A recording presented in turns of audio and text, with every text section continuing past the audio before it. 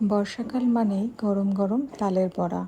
সেই মতো বাজার থেকে তাল কিনে নিয়ে আসা হয়েছিল। তালটাকে আমি কিছুক্ষণ ভিজিয়ে রেখেছিলাম জলে, তারপর তালের রসটাকে আমি ছেঁকে নিলাম। তালের বড়ায় আমার নারকেল কুচি দিতে খুব ভালো লাগে, সেই মতো নারকেলও কুচিয়ে নিলাম। কলাটা আজকে দিইনি, বাড়িতে ছিল না বলে, না হলে কলা দিলে বেশ নরম হয়।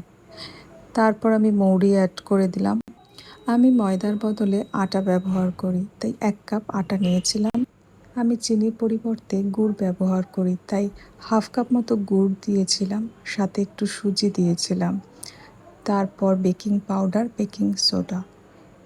এরপর সব কিছু ভালো করে আমি মেখে নিলাম। ব্যাটারটা রেডি হয়ে গেছে। এরপর আমি তেলে ভেজে নিলাম এক এক করে।